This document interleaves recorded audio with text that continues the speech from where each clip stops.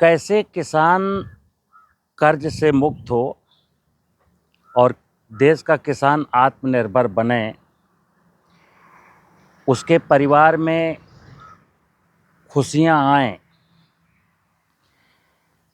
ये धरती, ये प्रकृति कैसे जिंदा रहे, आने वाली पीढ़ियां जो हमारी संतानें हैं उनका जीवन कैसे उज्जवल बने, इस विषय को लेकर के जो मेरा प्राकृतिक खेती का विचार है वो इस विषय को लेकर रहता है। मित्र, प्राकृतिक खेती में हमको एक समझ विकसित करनी है कि आखिर खेती है क्या, खेती हम क्यों करते हैं,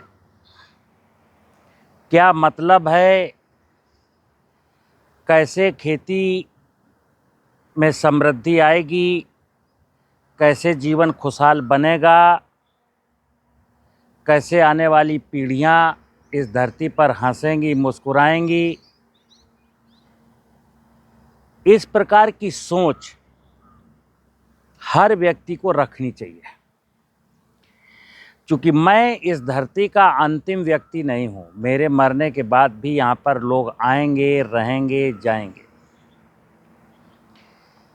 अक्सर मैं प्राकृतिक खेती में एक समझ विकसित करने की बात करता हूँ कि किसान के अंदर एक समझ विकसित हो अपनी धरती माता को जीवंत बनाए रखने की, अपनी धरती की आसपास की प्रकृति को समृद्धशाली बनाए रखने की समझ।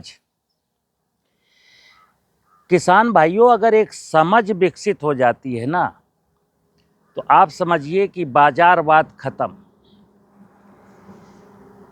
आज सोशल मीडिया में खेती को लेकर के बहुत सारे भ्रम फैलाए जा रहे हैं, अनेक भ्रम हैं। और कोई कहता है कि फसल में अमुक बीमारी लगेगी तो मट्ठा छिड़क दीजिए, फसलों में गौमूत्र छिड़क दीजिए, फसलों में हींग का स्प्रे मार दीजिए, फसलों में फिटकरी का स्प्रे मार दीजिए।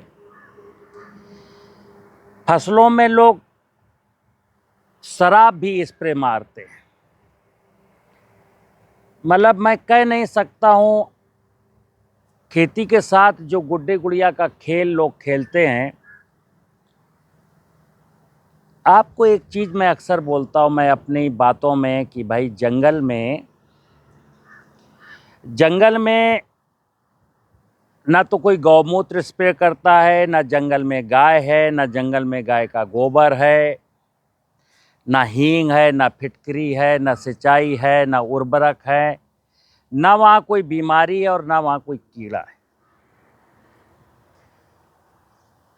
मित्र, खेती में जब हम बीज बोते हैं, मेरा मकसद समझना, मैं जितना भी वीडियो डालता हूँ प्राकृतिक खेती के बारे में, जितनी भी बातें बताता हूँ, उसका उद्देश्य पहले मैं बता दूं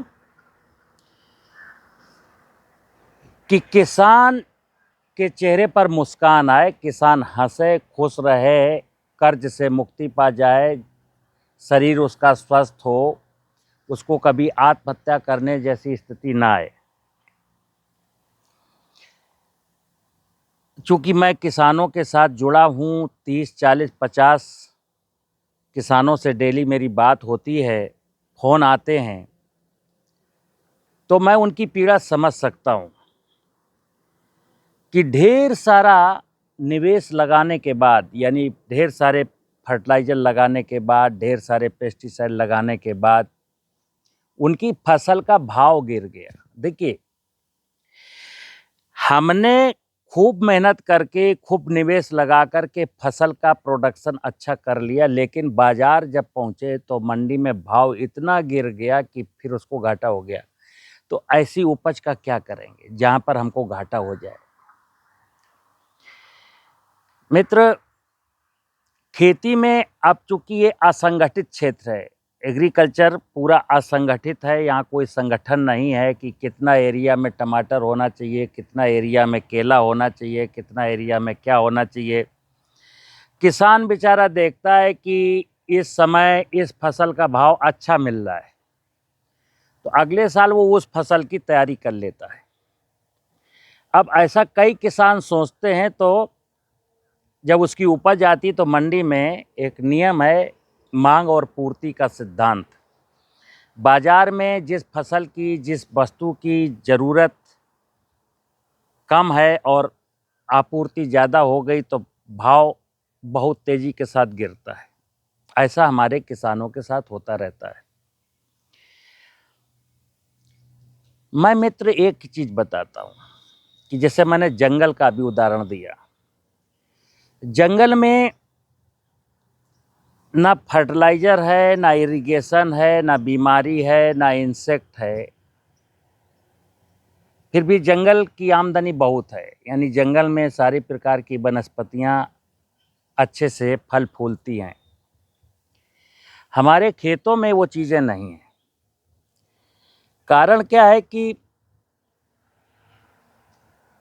जो एग्रीकल्चर के जानकार हैं, तो जानकार तो हैं, लेकिन उनका एक स्वार्थ है।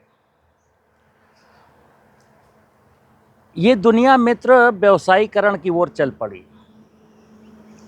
जो लोग पढ़ जाएंगे, किसी अच्छे जॉब में चले जाएंगे, किसी अच्छी इंडस्ट्री की मार्केटिंग करने लगेंगे, तो उनका जॉब क्या है? मार्केटिंग करना, सिस्टम के साथ घुल मिल जाना, और फिर किसान की चिंता नहीं करता, कोई प्रकृति की चिंता नहीं करता, कोई बस अपने स्वार्थ में लिप्त हो जाता है। तो पहली तो किसानों से सलाह ये है, सुझाव कह लो या सलाह कह लो या चेतावनी कह लो, कि ऐसे किसी व्यक्ति के बात पर भरोसा मत करें जो आपको कुछ बेचना चाहता है। चाहे प्लांटिंग मटेरियल बेचना चाहता हो, चाहे फर्टिलाइज़र बेचना चाहता हो, चाहे कंसोर्सिया बेचना चाहता हो, चाहे पेस्टिसाइड बेचना चाहता हो, चाहे कृषि यंत्र बेचना चाहता हो, आपको एक चीज़ पर विचार करना, सिर्फ एक चीज़ पर। धरती माता तेरा वैभव कैसे जिंदा रहेगा।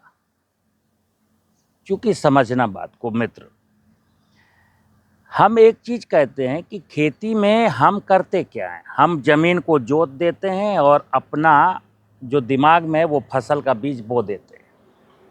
चलिए ठीक है, अब कोई फसल का बीज इस ज़मीन पर हमने बोया, तो वो बीज कौन जमाता है? वो बीज जमने का पूरा दारोमदार प्रकृति की व्यवस्था पर निर्भर है। उसको मॉइस्चर और एयर अगर है तो वो बीज जम जाता है।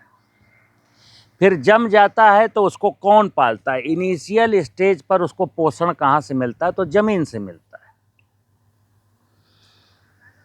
फिर कुछ चीज़ें वो हवा से, क्लाइमेट से, कार्बन, हाइड्रोजन, ऑक्सीजन हवा से लेता है, और सूरज की रोशनी से फोटोसिंथेसिस करता है और भोजन बनाता है और फल फूल लगते हैं। कल्पना करना कि जिस ज़मीन में जो फसल मैंने बोई है, उस ज़मीन में पोषक तत्व, चूँकि मैंने बोला इनिशियल स्टेज पर उसको ज़मीन से कुछ चाहिए और ज़मीन के पास वो नहीं है। जब ज़मीन के पास नहीं होता, तब हमको ज़रूरत पड़ती है पोषक तत्वों की, यानी नाइट्रोजन की, फास्फोरस की, पोटास की। वैज्ञानिक भाषा में कहा गया, फसलों को 17 पोषक तत्वों की ज़रूरत है। 17 में 3 पोषक तत्व कार्बन, हाइड्रोजन और ऑक्सीजन तो चलो क्लाइमेट से मिल जाते हैं, लेकिन 17 में से 3 घटा दिए तो बचे 14। 14 में से ज़्यादातर किसान केवल नाइट्रोजन और फास्फेट देते हैं, यानी कि 14 में से 2 हम देते हैं और बचे 12। चंद किसान जिंक, चंद किसान सल्फर, चंद किसान पोटास देते हैं। यानी कि जमीन में 12 पोषक तत्वों की कमी है जो फसलों को नहीं मिलते। तो पहला तो ये हुआ कि जमीन में जब जीवांश कार्बन नहीं है तो पोषक तत्वों का अभाव है, तो हमको बाहर से ला करके कुछ देना पड़ता है और मेरी गाड़ी कमाई का पैसा जाता है। दूसरा मित्र, ये जमीन में जब ज़मीन की जब बायोलॉजिकल प्रॉपर्टीज यानी जैविक गुण वीक होते हैं, जैविक गुणों का मतलब है ज़मीन में केंचुआ नहीं है, दीमक नहीं है, गुबरैला नहीं है, माइक्रो ऑर्गेनिज्म नहीं है, तो फसल में बीमारी लगती है। बीमारियों के दो कारण हैं, या तो ज़मीन में निगेटिव पैथोजन है, तो पैथोजन फसल के साथ ग्रो किया और जब उचित समय मिला तो बीमारी का लक्षण प्रकट हो गया। अब जब बीमारी ज़मीन से आई है, सिस्टम में है, तो इस बीमारी का इलाज कहीं है नहीं। बेशक आप लाखों रुपए का पेस्टिसाइड खर्च कर दीजिए, ये बीमारी फसल को लेके ही मरेगी। लेकिन किसान भाई इस बीमारी का इलाज करते रहते हैं। कई बार मित्र, बीमारी किसी पैथोजन से नहीं है, बीमारी किसी खास पोषक तत्व की डिफिशियंसी यानी किसी पोषक तत्व का अभाव है, इसलिए बीमारी है। अब ये जब पोषक तत्व का अभाव है और अब जो बीमारी है वो तो देखो बिना पोषक तत्व के जाएगी नहीं। तो यहीं पर लोग कह देते हैं कि जिंक का स्प्रे कर दो, आयरन का स्प्रे कर दो। अब समस्या मित्र ये है कि हम पोषक तत्व भी बाहर से ला के दें, फिर बीमारी के लिए फंजीसाइड भी दें, फिर कीड़ा लग जाए। कीड़े का भी क्या है, जहाँ जो 14 पोषक तत्व ज़मीन से मिलने थे, उनमें से मैंने कुछ नहीं दिया, नाइट्रोजन, फास्फेट, क्योंकि फास्फेट डीएपी महंगी इसलिए लोग नाइट्रोजन ज़्यादा देते हैं। जब नाइट्रोजन की मात्रा किसी फसल में ज़्यादा होती तो इंसेक्ट का अटैक ज़्यादा होता है। एक तो इंसेक्ट हैं भी, दूसरा नाइट्रोजन ज़्यादा इसलिए कीड़ा ज़्यादा लगता है, तो फिर हम इंसेक्टिसाइड देते हैं। लोग यही चाहते हैं कि किसान खेती के सत्य को न जाने और बाजार की व्यवस्था में फंसा रहे। और एक बहुत बड़ी लॉबी है जो चाहती है कि मार्केट, एग्रीकल्चर का मार्केट यानी इनपुट का मार्केट यूं ही निरंतर चलता रहे। किसान भाइयों, मैंने इस क्षेत्र में बहुत अध्ययन किया है। देश के वो किसान जो राजनीति में आ गए, जो सरपंच बन गए, जो बीडीसी के मेंबर बन गए, जो जिला पंचायत सदस्य बन गए, या जिनके घर के बच्चे कोई सरकारी सेवा में आ गया, या जिन्होंने कोई और कारोबार कर लिया, बड़े थे, उनको छोड़ दो। एक आम किसान जो सिर्फ और सिर्फ खेती पर आश्रित है, उसकी स्थिति अच्छी नहीं है, कर्ज में डूबा है। कई बार तो लघु सीमांत किसान ऐसे भी हैं जिनको बार बार ऐसा लगता है कि मैं आत्महत्या कर लूं, और करते भी हैं। ये सिलसिला मित्र अगर किसान टूट गया, देश का किसान अगर टूट गया, असहाय हो गया, बिखर गया, हार गया, तो ये देश हार जाएगा। और किसान इसलिए हार गया क्योंकि लोगों ने उसको खेती का सत्य नहीं बताया। उसको ये बताया गया कि आप पपीते की खेती कर लोगे तो ऐसा हो जाएगा, अनार की खेती कर लोगे तो ऐसा हो जाएगा, और मोनोकल्चर शुरू हो गया। आज देखिए देश में कहीं पर लगभग लगभग गन्ना ही गन्ना है, कहीं पर कपास ही कपास है, कहीं पर केला ही केला है, कहीं पर अनार ही अनार है, कहीं पर गेहूं ही गेहूं है, कहीं पर केवल धान है। मित्र, खेती में एक शब्द आता है बायोडाइवर्सिटी, जैव विविधता। बायोडाइवर्सिटी का मतलब है कि नाना प्रकार की वनस्पतियां हों, तब नाना प्रकार के जीव जंतु होंगे, तो ऑटोमेटिक बीमारियां नहीं होंगी और कीड़ा नहीं लगेगा। अब मोनोकल्चर की वो ढकेल दिया लोगों ने कि गेहूं ही गेहूं बोता है, पैडी ही पैडी करता है। ऐसी क्रॉप किसान ने सेलेक्ट कर ली जिसमें घाटे के चांस कम हो, फायदा हो या ना हो, घाटे का चांस कम हो। तो ऐसी दशा में क्या हुआ कि बायोडाइवर्सिटी वीक हो गई। नकदी फसलों को धान, गेहूं, गन्ना, कपास, आलू के चक्कर में ज़मीन का वाटर लेवल मैंने लूट लिया।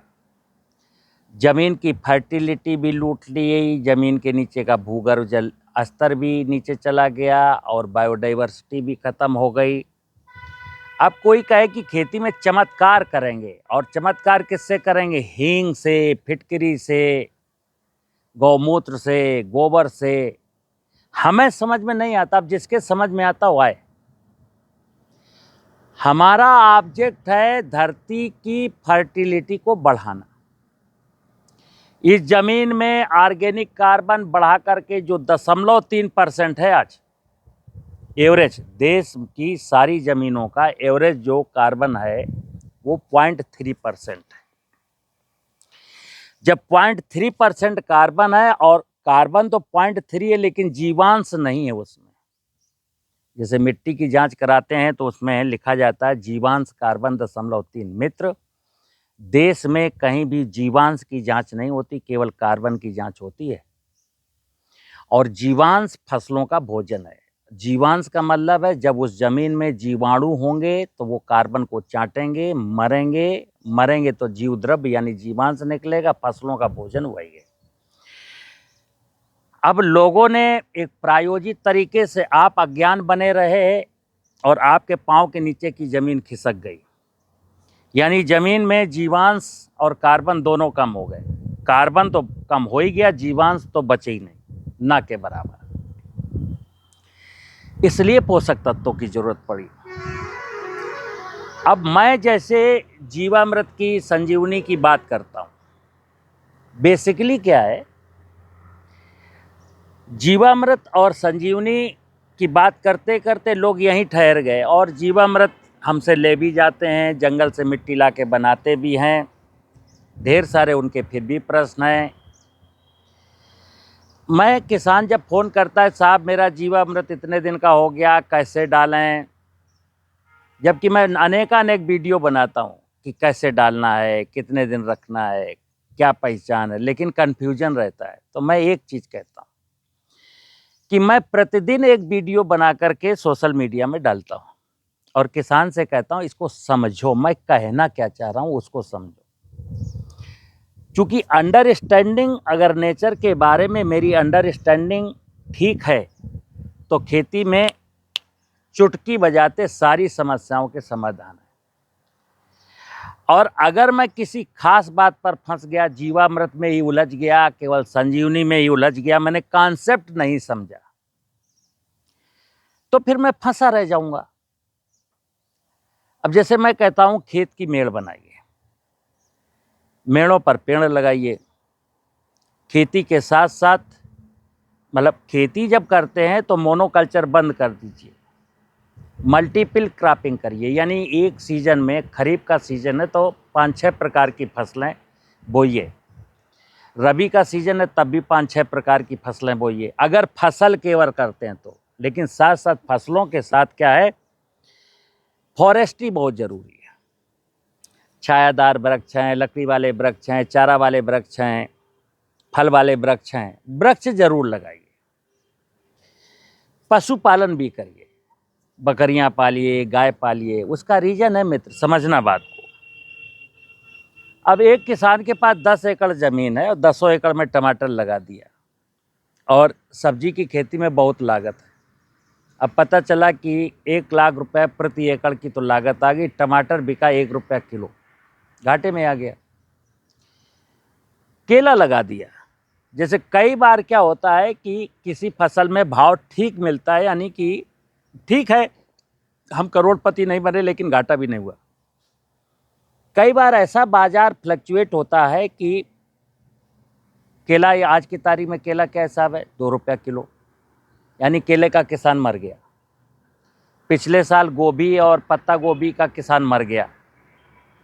अभी हापुड़ से एक सज्जन का फ़ोन आया परसों कि साहब मेरे गांव में गोभी ही है केवल, और गोभी में साहब पता नहीं कौन सी बीमारी आई कि एक गांव में 2 करोड़ रुपया का पेस्टिसाइड लगाने के बावजूद भी पूरी गोभी खत्म। ऐसा क्यों होता है क्योंकि मेरी सॉइल में, मेरी बायोडाइवर्सिटी में इतने कॉम्प्लिकेशन आ चुके हैं कि उनका कोई डायग्नोज तो कर नहीं रहा।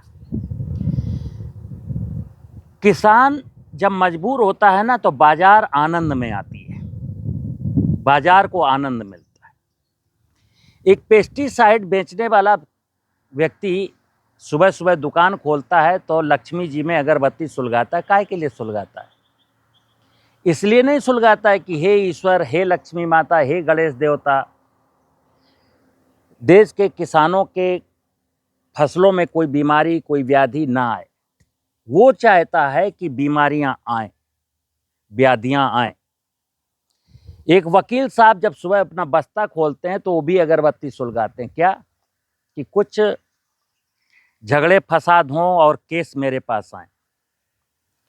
डॉक्टर साहब भी जब अगरबत्ती लगाते हैं तो वो क्या चाहते हैं? सर्वे भवन्तु सुखिनः नहीं चाहते, सर्वे भवन्तु दुखिनः। सभी लोग बीमार हो जाएं, सभी लोग दुखी हो जाएं तो मेरे पास आएंगे तो मेरा धंधा चलेगा। मित्रों, सारे के सारे व्यवसायिक दुनिया में फंसे लोग, यानी धार्मिक व्यक्ति भी, जो धर्म का ठेकेदार है, जो धर्म का जानकार है, जो कहता है कि मैं ये कर दूंगा, मैं वो कर दूंगा, वो भी क्या चाहता है? वो भी पैसा। सारे के सारे प्रोफेशनलिस्ट जो हैं वो पैसे के लिए भग रहे हैं और किसान और गरीब इस बात को नहीं समझ रहा। हमारा ये खेत है, हमारा और इस खेत से एक रिलेशन है, माँ का और हमसे एक संबंध है। अगर मैंने माँ के साथ वो व्यवहार किया जो मुझे करना चाहिए, तो माँ मेरे साथ वो व्यवहार करेगी जो उसको करना चाहिए, और फिर क्या है? अमन और आनंद का वातावरण बन जाएगा। आज की तारीख में मित्र, जमीन के बारे में, जंगल के बारे में, जल के बारे में, बायोडाइवर्सिटी के बारे में ना नीतियाँ कोई भी नहीं सोचता। कोई भी पढ़ा लिखा व्यक्ति प्रकृति के बारे में सोचता ही नहीं है न। और आप किसान हो करके, किसान तो प्रकृति के भरोसे ही है, और आप भी नहीं सोचते हो कि ज़मीन कैसी होनी चाहिए, ज़मीन के नीचे भूगर्भ जल कितना होना चाहिए, ज़मीन की में कार्बन कितना होना चाहिए, ज़मीन के ऊपर जंगल कैसा होना चाहिए, ज़मीन के ऊपर कितने प्रकार के जीव जंतु होने चाहिए। हमको तो हर जीव से नफरत सिखा दी गई।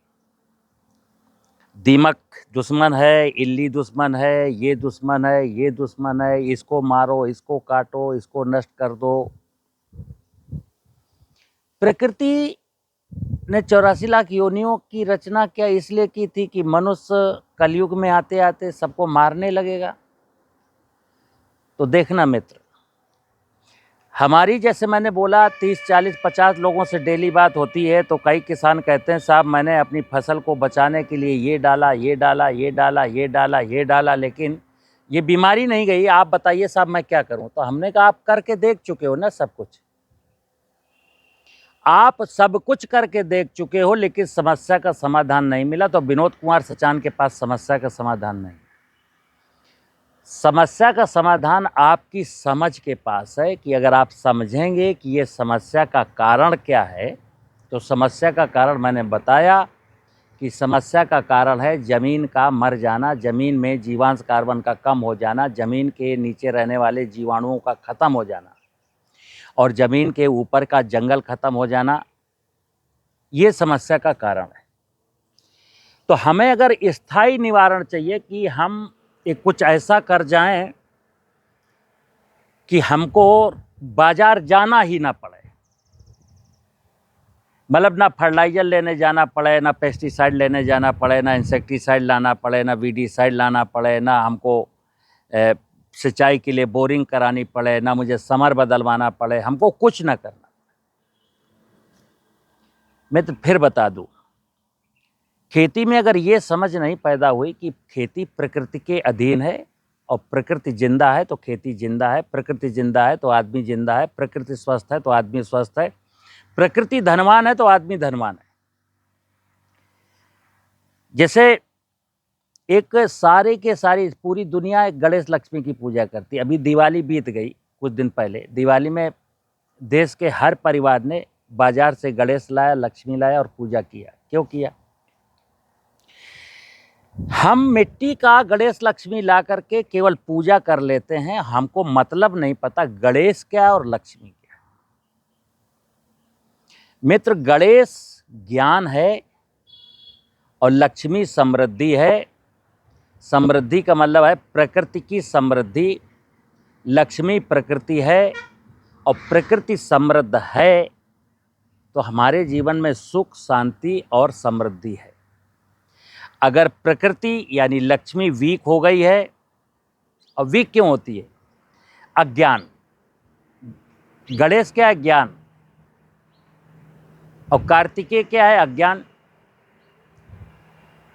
ज्ञान, अगर प्रकृति का ज्ञान होगा तब मैं प्रकृति को ठीक रख पाऊंगा। और लोगों ने चाहा कि किसान को प्रकृति का ज्ञान ना हो, किसान को बाजारवाद में उलझा दो कि मिट्टी की जांच कराओ, संतुलित उर्वरक डालो, बीमारी लग जाए तो ये फंजीसाइड डालो, कीड़ा लग जाए तो ये इंसेक्टिसाइड डालो, खरपतवार को उगने ही मत देना, उसको बीडीसाइड लेके मार देना। खेती घाटे में तो जाएगी, और अभी कम घाटे में है मित्र, बता दूं आपको। अभी तो हालात इतने बदतर होने वाले हैं। जैसे मैं एक एग्जाम्पल देता हूं, पंजाब का किसान बहुत अच्छा किसान कहा जाता था, पंजाब की खेती का उदाहरण दिया जाता था, लेकिन क्या असत्य था। पंजाब का किसान कर्ज में डूब गया, कैंसर उसके घर में घुस गया। अब क्या है? अब पूछो पंजाबियों से क्या हाल चाल है, रो रहा है हर व्यक्ति। इतना कर्ज में डूब गया कि कनाडा जाना पड़ा। और ये हमारे देश की नीतियां, हमारे देश के वैज्ञानिक सबके दिमाग में है कि ऐसा होने पर ऐसा होगा, लेकिन सबको कागज के नोट की तलाश है। मित्र, आपकी चिंता कोई नहीं कर रहा, मैं क्लियर बोल दूं।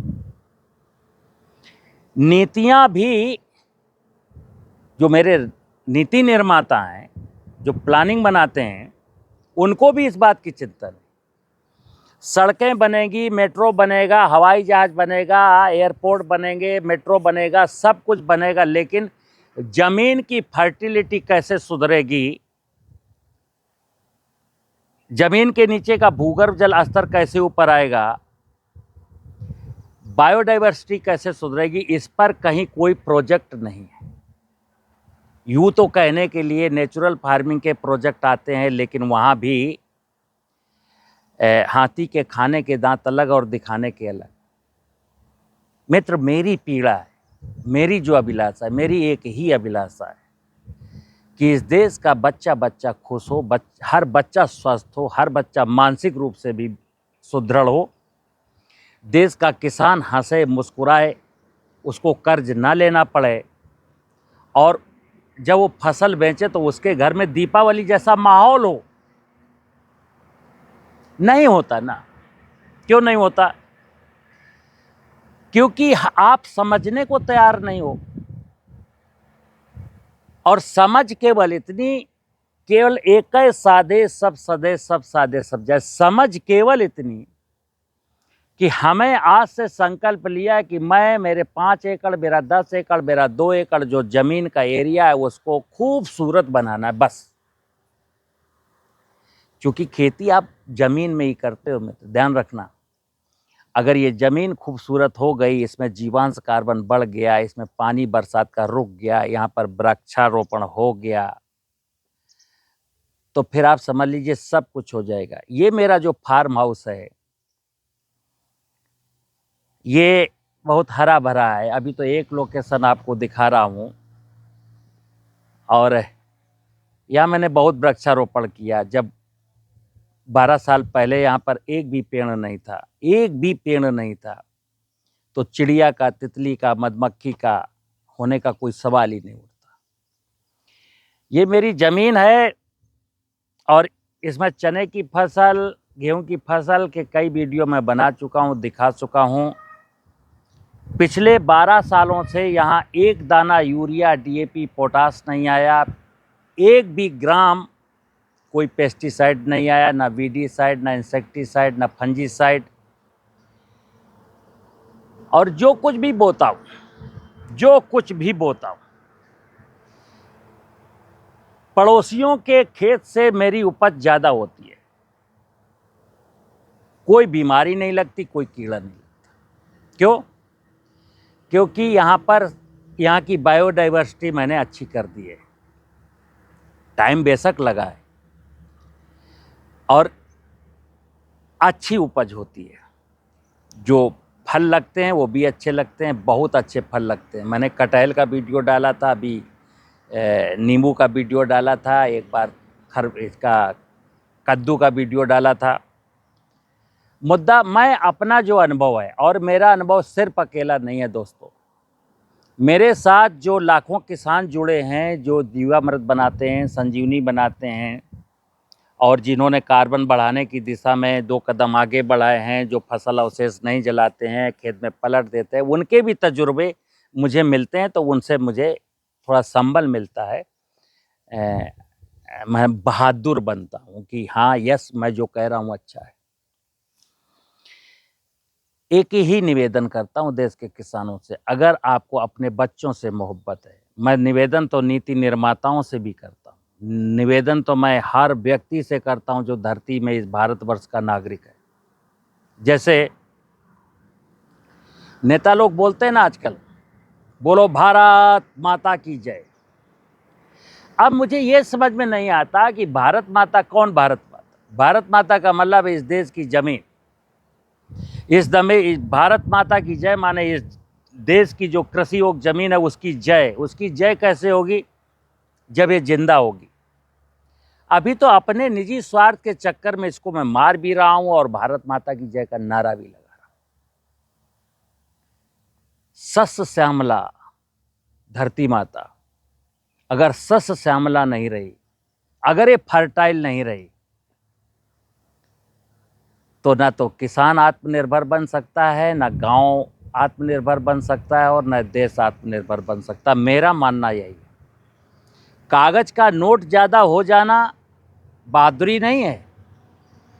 मतलब मेरी अर्थव्यवस्था दुनिया की तीसरी अर्थव्यवस्था में आ गई है, ठीक बात है, लेकिन मैं जब देखता हूँ, मैं तो देखता हूँ रोते हुए, बिलखते हुए, कराहते हुए अस्पताल में भीड़, बढ़ती हुई भीड़, कैंसर है, टीबी है, शुगर है, बीपी है, ये सब जब देखता हूँ, और बच्चों को है, 18 साल का बच्चा हार्ट अटैक से मरता है मित्र, 25 साल के बच्चे को कैंसर हो जाता है, 7 साल के बच्चे को 12 नंबर का चश्मा लगा है। ये सब चीज़ें देख करके अगर आपका हृदय पिघलता नहीं, हृदय रोता नहीं, आंखों में आंसू नहीं आता है, तो फिर क्या मतलब है? हर समस्या का समाधान खेती है, हर समस्या का समाधान खेती की समझ, जहां खेती के बारे में हमारी अंडरस्टैंडिंग बिल्कुल साफ है, बिल्कुल क्लियर कट है कि खेती का मतलब ये, खेती का मतलब कागज का नोट नहीं है, खेती का मतलब जीवन है, खेती का मतलब खुशियां है, खेती का मतलब आनंद है। चूंकि आप देख रहे हो ना, पिछले 50 सालों में आपने लखपति करोड़पति बनने के चक्कर में क्या किया? देश के 14 करोड़ किसानों को लखपति बनाने के लिए, करोड़पति बनाने के लिए, धनाढ्य बनाने के लिए जाने कितनी योजना, जाने कितने विचार, जाने कितने कॉन्सेप्ट आए। रिजल्ट जीरो, रिजल्ट की 12 करोड़ किसान कर्ज में डूबा है, क्लियर है, 12 करोड़ किसान कर्ज में डूब गया, और कर्ज उसका चुकता नहीं हो रहा है, कर्ज वो चुका भी नहीं पा रहा है। तो मित्र, मैं आपको स्पष्ट कर दूं, विनोद कुमार सचान का जो इरादा है वो है देश के 14 करोड़ किसानों के चेहरे पर मुस्कान, लेकिन मेरा जो इरादा है वो इरादा मुझसे पूरा नहीं होगा। मेरा वो इरादा पूर्ण होगा नहीं होगा हमें नहीं पता, लेकिन हाँ, अगर मेरे साथ जितने भी किसान जुड़े हैं, अगर वो चाहेंगे तो ये पूरा हो जाएगा। क्या समझ?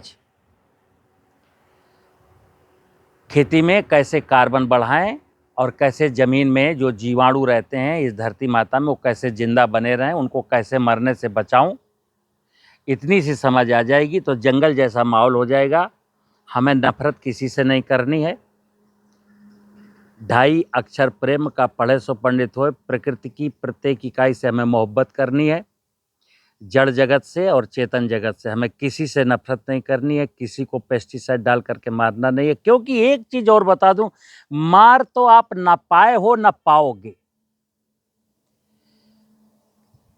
किसी कीड़ा को, किसी बीमारी को, किसी घास को मार नहीं पाए। मारते मारते मारते हम मरने की कगार पर आ गए। ध्यान रखना। सड़क पर आ गया किसान, एक 10 एकड़ किसान का लड़का 10,000 रुपए प्राइवेट नौकरी के लिए तड़प रहा है, और जबकि आज के ठीक 50-60 साल पहले गांव में कोई पलायन नहीं था। क्यों? खेती में कोई लागत ही नहीं थी। खेती में जो कुछ पैदा होता था सब फायदे का था। अपनी जमीन, अपना बीज, अपना घूरा, अपना बैल, अपना हल। आज क्या हुआ? हमारा कुछ नहीं है। अपना श्रम था, अपना ज्ञान था, अपनी समझ थी। आज समझ सब ले लिया वैज्ञानिकों ने। वैज्ञानिकों की समझ से आप खेती करते हो, और ये व्यवस्था आपके लिए नहीं बनी है। ध्यान रखना। सिस्टम कभी भी किसान के लिए है ही नहीं। सिस्टम तो मार्केटवाद पर आधारित है। सिस्टम बाजारवाद को प्रमोट करता है, इंडस्ट्री को प्रमोट करता है, बिजनेस को प्रमोट करता है। आपकी चिंता किसी को नहीं है, और क्यों होगी जब आपको खुद की चिंता नहीं। इसलिए मैं कहता हूं, खुद की चिंता करिए मित्र। नमस्कार।